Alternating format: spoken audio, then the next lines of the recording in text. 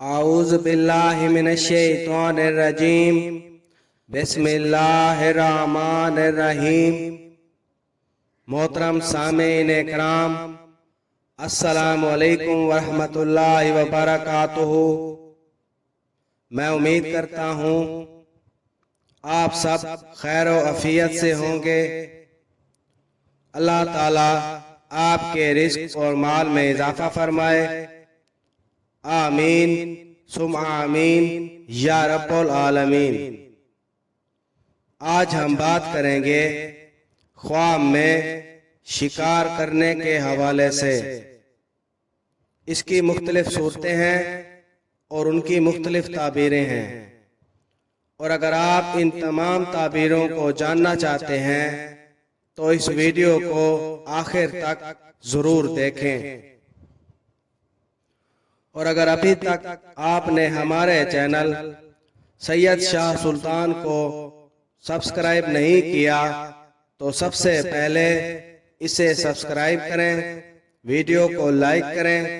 اور صدقہ جاریہ سمجھ کر اس کو شیئر کریں۔ تو چلیں شروع کرتے ہیں آج کے اپنے موضوع خواب میں شکار کرنے کے حوالے سے۔ حضرت ابن سیرین رحمۃ اللہ علیہ نے فرمایا کہ اگر کوئی خواب میں دیکھے کہ شکار اس کا مطیع ہے اور تابع ہے تو دلیل ہے کہ رئیس اور بزرگ ہوگا،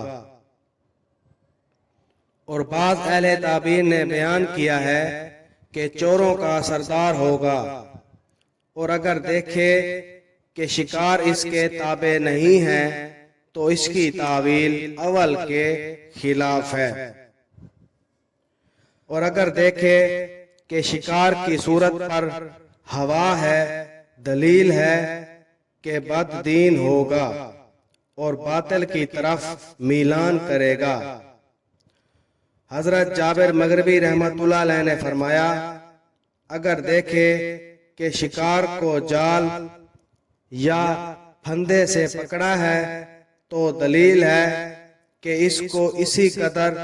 جنگلی آدمی سے مکر اور ہیلے کے ساتھ ملے گا، اور اگر دیکھے کہ اس نے شکار کا گوشت کھایا ہے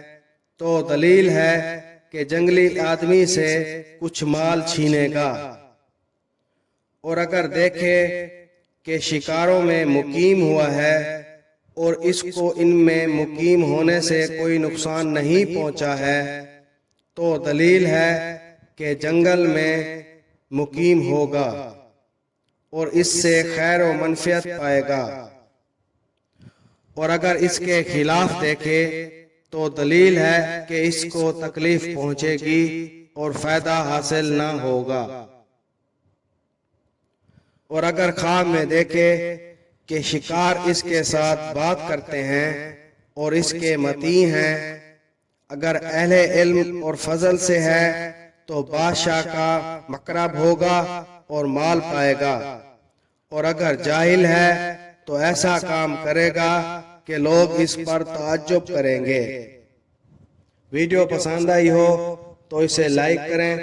اور صدقہ جاریہ سمجھ کر اس کو شیئر کریں۔ اللہ تعالیٰ آپ کا حامی و ناصر ہو۔ جزاک اللہ۔